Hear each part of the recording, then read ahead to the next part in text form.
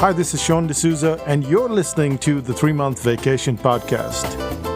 This podcast isn't some magic trick about how to work less. Instead, it's about how to really enjoy the work that you do and to enjoy your vacation time.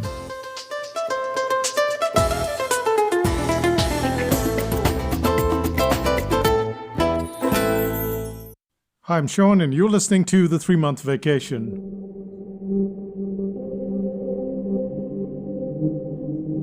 Is it possible to predict the future? Last year, in October of 2019, we cancelled the April Europe workshops, we cancelled the Singapore meetups, and we cancelled the event that we go to every year, which is in Australia, and held in April. And instead of going on holiday in April, which is what we usually tend to do, we went in February. And as you probably know, the pandemic started around then. Now, our vacation was so perfectly timed that we got out of India almost the day before they started to close borders. We spent 3 great days in Singapore, and we left, they closed those borders as well. As if that were not enough, we got to New Zealand 24 hours before they imposed self-isolation. In short, we had a complete holiday with no changes in flights.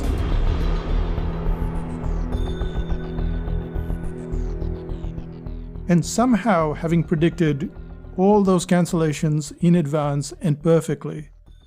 Now, if all these precise movements sound like a prediction of sorts, they're not.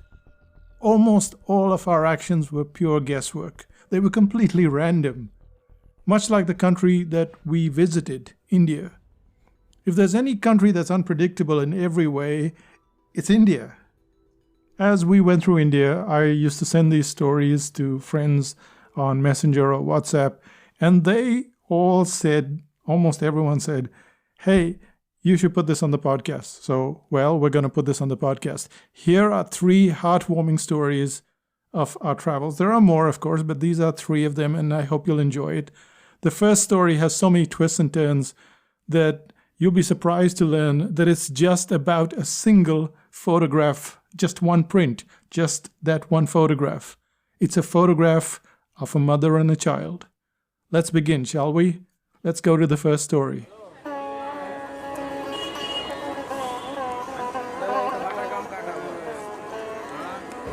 I was on the street in Bishangarh, Rajasthan, when this young tribal woman called me into the courtyard. She wanted me to take a picture of her son. The son was probably 1 year old. The house that she lived in was not what you'd consider to be a normal house. It was just a thatched hut, much like people have lived for the past few hundreds or thousands of years. So we were in Bishangarh for the whole week, and I'd been walking around the village. I'd been taking an endless number of photographs. And when you're a traveler, you stand out. So it's likely that she would have noticed me walking around and taking all these pictures, which is why she called me in. At first, I was puzzled. Tribal women can be pretty conservative, and they use their saris as veils, keeping well away from men, and definitely strange men with cameras. Then I realized she didn't want me to take a picture of her, but she wanted a picture of the kid.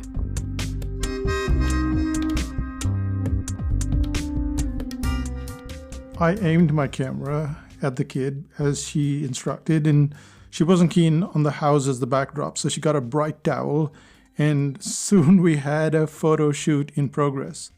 And everything went just fine until I stopped clicking. When I finished, she said, "Can I have a photo? Can I have a print?" And I explained to her the best I could that it was just a digital camera, that we couldn't have a print.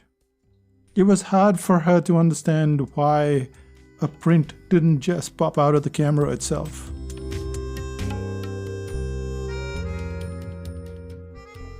So we were at this stalemate of sorts. She called me in because she wanted me to take a picture of her kid so that she could have a print, and I couldn't give her the print. But this is a common occurrence. I take pictures of people as I go along, and They all have phones. Everyone, even in India, in the most rural settings, will have a phone. I'll ask them for their WhatsApp number or their phone number, and then I'll send them the pictures. And usually it's down to that. There's nothing more. However, in this case, it was completely different. She was so poor that she didn't own her own phone. And I wasn't sure if her husband had WhatsApp. I offered to give her my phone number anyway, and she raced inside and she got me a piece of paper. And that's when we realized that she didn't own a pen either. We had to call a kid from next door who was on her way to school, and 10 minutes later, we had a pen, but she still didn't have her photo.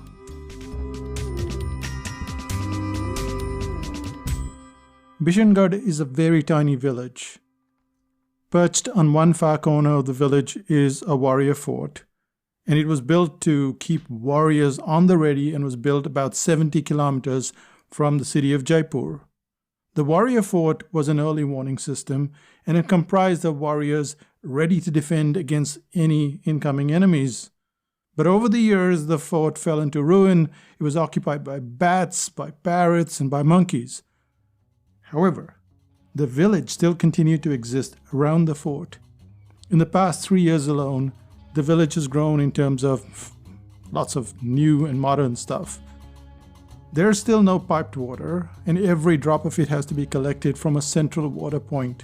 Electricity has made its way there, but the village has no restaurants, and most of the stores are for everyday agricultural goods. There was no way we were going to get a print of the photo either in this village or any place nearby.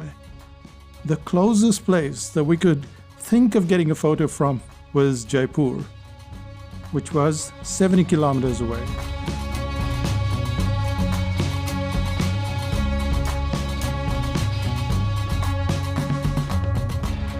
Luckily, fast broadband exists at the foothills of the Himalayas or in remote villages such as Bishangarh. To get the print, we had to send the file to Jaipur, where someone would go out, get the print, and then a couple of days later, that print was hand-delivered to the hotel. There was just one problem. We were leaving before the photograph showed up. So a few more of the hotel staff had to step in. There was a girl, Janvi, and she took the photo, located the tribal woman, and 2 days later, she had her photograph. It took 4 to 5 staff members, fast Wi-Fi, and a trip to the photo store 70 kilometers away just to get a simple photo.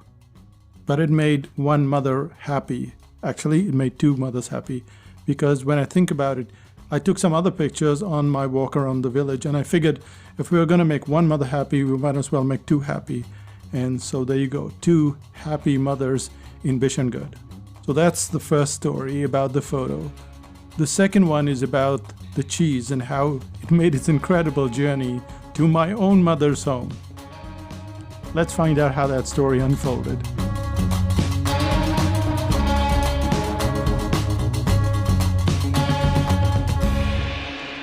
Would you mistake cheese for explosives at an airport?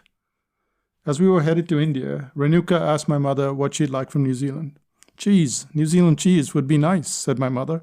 And so it began, the story of the cheese. As we flew from Auckland to Singapore, we kept the cheese refrigerated for as long as possible. And yet, when we got to the north of India, in Jodhpur, Rajasthan, there was no fridge in the room, which is something that both Renuka and I like. We don't like fridges and TVs in the room. We think it's excessive when you're on holiday. That's our belief, of course. But now we had this cheese, and it had to be kept somewhere in a fridge, and it was kept in the hotel's kitchen. Don't forget to take your cheese when you're leaving for your next destination, said the manager. Okay.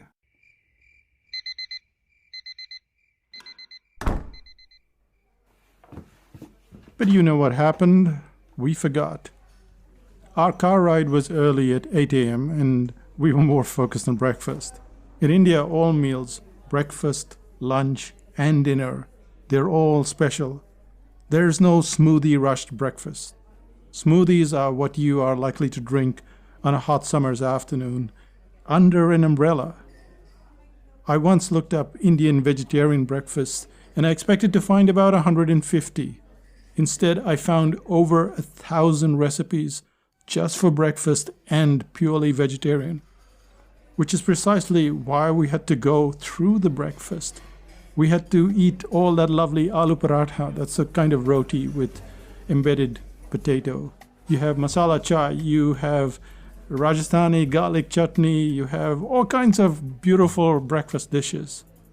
We did justice to that breakfast. We took some photographs last minute and we were off to Udaipur, which is about 5 hours away. All this time, blissfully unaware of the cheese.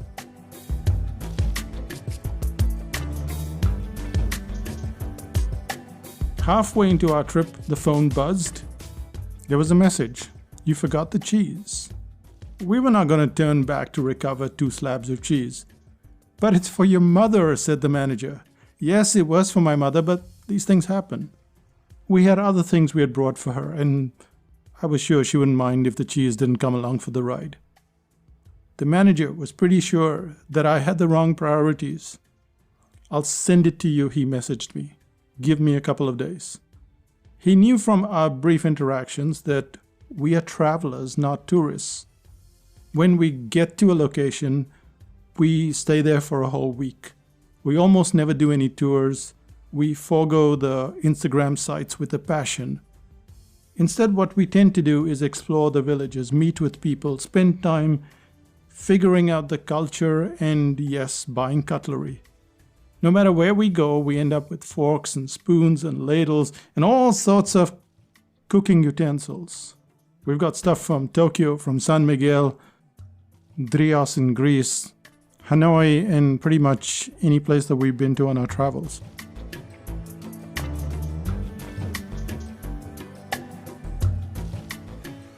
So the manager knew that we were going to be stuck in the next place for the whole week, and he had time to get the cheese across to us, and that's exactly what he did. 2 days later, the cheese arrived. Not with a courier, but with a driver. Obviously, the driver hadn't made the trip just for the cheese. He was probably headed to Udaipur anyway. Even so, we weren't exactly in the city. The hotel was about half an hour away in the country. 2 slabs of cheese were tightly wrapped together and sent in a coolant bag. So much effort was put into just getting this cheese across to us that we had no choice but to make sure that it got to my mom. We set multiple alarms on the day of our departure so that we wouldn't forget the cheese. But the cheese had one more hiccup for us.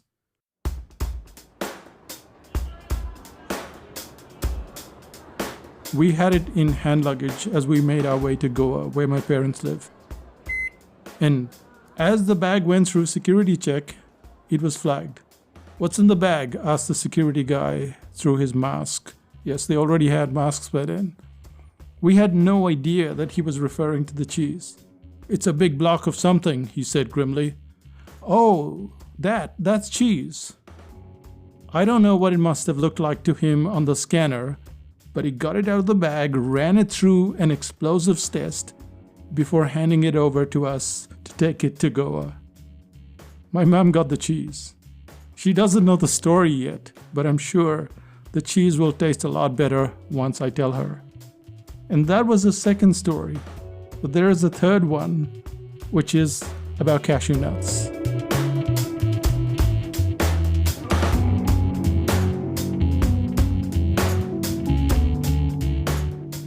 So we've gone on this trip. We've gone north to Jodhpur, from there to Udaipur, from Udaipur to Jaipur, and now we're headed to Goa. But it doesn't directly go to Goa, so we have to stop in a place called Ahmedabad, which is on the west of India. The flight from Ahmedabad to Goa is a relatively short one, but enough for a meal on board. And after this magnificent trip to Rajasthan, we were finally getting to Goa. Now, to give you some bearings, if you look at India on the west coast, that's approximately where Goa is. It's flanked by endless white sand beaches, coconut trees, and it has a very easygoing lifestyle. And we'd bought these slightly fancy tickets, so As part of the trip, we got a choice of sandwiches or nuts. Now, I'd already eaten a sandwich on the first leg of the trip, so I opted for the nuts. Cashew nuts, actually. Those are my favorite.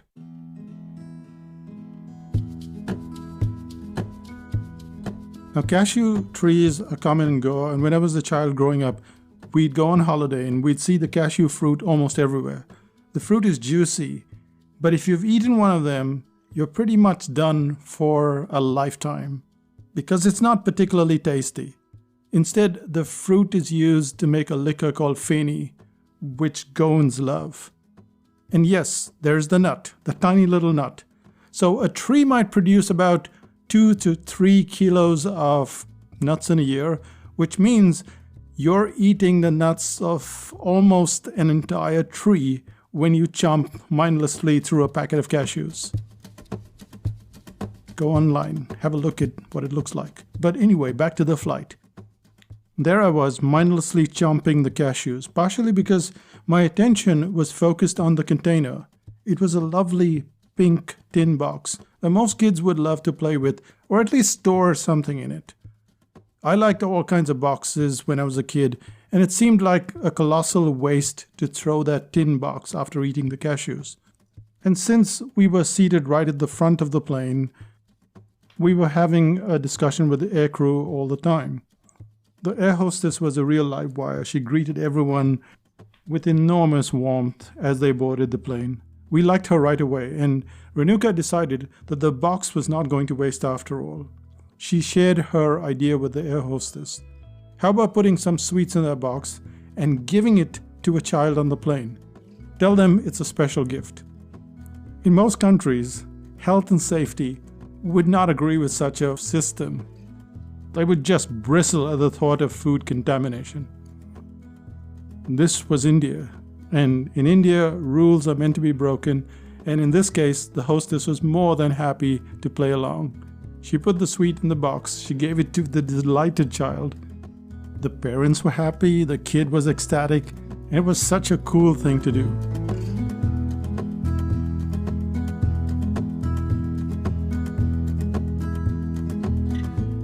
Renuka thought up a future plan for the airline as well. How about locating where all the kids are seated on the flight, she said, and then announcing the seat number saying, seat 25J wins a special prize. So if there are 5 or 6 kids in the flight, those kids will be excited beyond belief, and it'll spread a great deal of cheer among the adults as well, as they see the tricky but lovely plan being executed. The flight landed. We were whisked off to our hotel near the river. But we had a cashew tin story. Unfortunately, as things stand today, most airlines will go out of business. That lovely air hostess will probably need to find another job, but we have no doubt that she'll be fine, as she had the right instincts and is a warm, wonderful human being. And what about that cashew nut tin? I'm sure it found a good home. And that brings us to the end of this podcast and probably travel for quite a while. This will still be the 3-month vacation podcast. We'll still take 3 months off. But for a while, I don't know where we'll be going or if we'll be going anywhere. We already booked our vacation for August, which was after the article writing course. And a lot of them have been paid for in advance. I don't know whether we'll get that money back. We'll see. But it just shows you that prediction is just a nonsense thing. We got so many predictions right on this trip. And of course, we completely flubbed on our August trip. But with that, let's find out what's happening in Psychotactics land.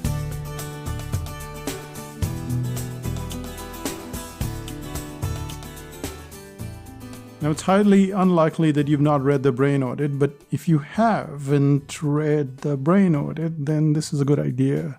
Go to psychotactics.com/brain audit, and what you'll find there is a PDF version of the brain audit, but you also have a brain audit kind of, I wouldn't say masterclass, but it's a 3-day course.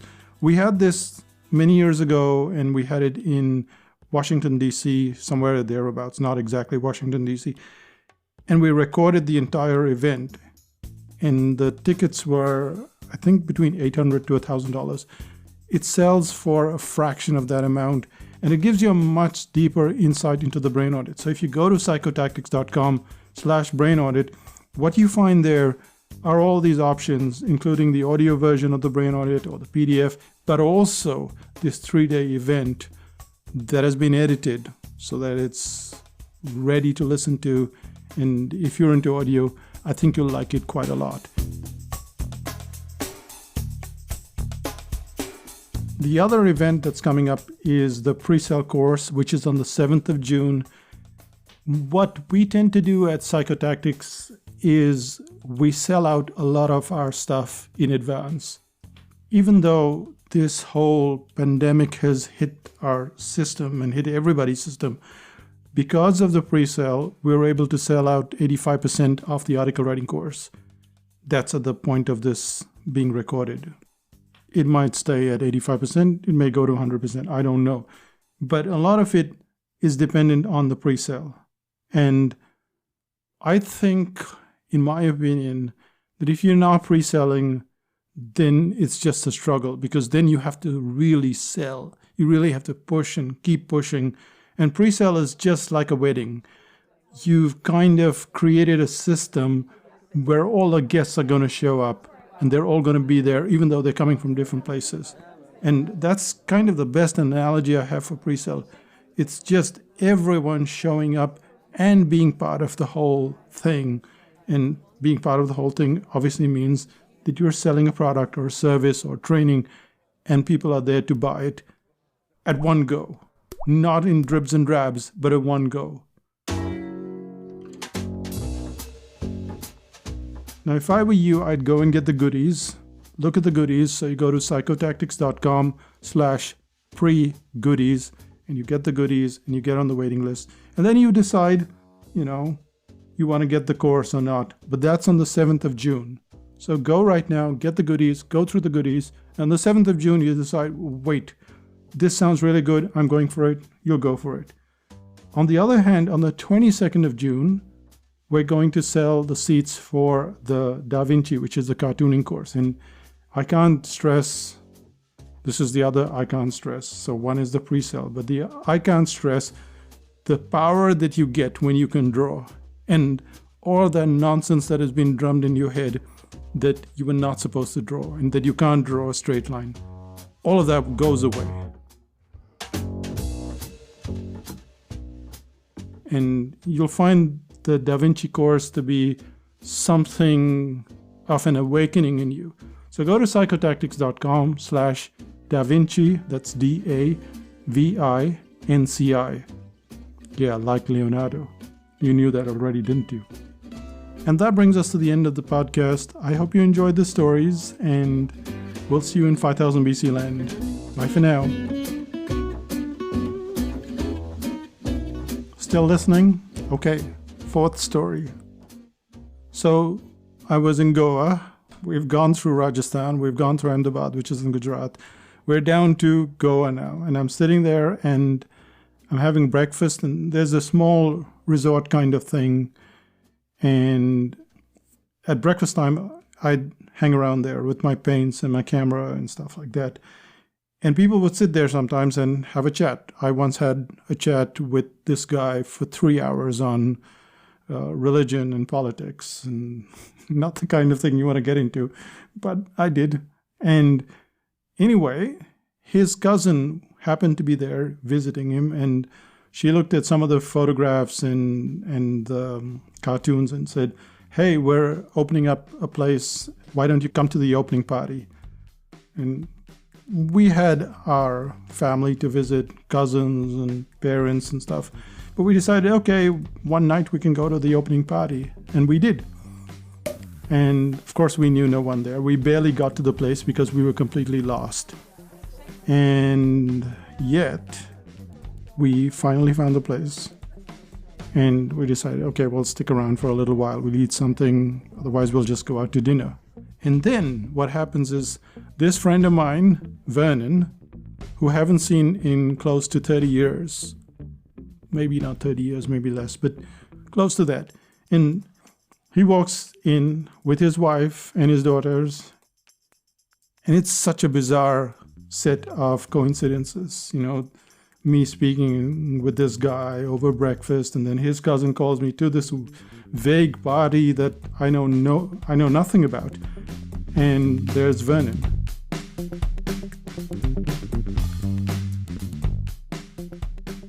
Now, through some other coincidence, I learned that Vernon has feni. Remember the cashew nut? Well, the cashew fruit, they distill it and they make feni. And I love feni. And I can't get good feni. I get this crappy feni in the store that my father said, go and buy it. And I was not going to buy that. So I learned that Vernon has a stash of feni. And I go up to Vernon and say, look, Vernon, I want 3 bottles of feni. He doesn't say anything, but he invites us to his house a few days later. And now the word is out that Vernon doesn't share his feni with anybody. So I don't have my hopes up. And just before we're leaving, it's almost midnight. He steps out with this big bottle of Sprite. He's taken it out from his stash. And yep, I'm back in New Zealand with 3 bottles of feni. Every Sunday, I sit down and have a small little glass of it. And I remember all the good times that we had. And with that, we really come to the end of this podcast. And do come and join us in 5000 BC, especially now, especially when, you need the advice to keep going and to have a community that helps you to move forward. So that's 5000bc.com, and that's me, Sean, saying bye for now. Bye-bye.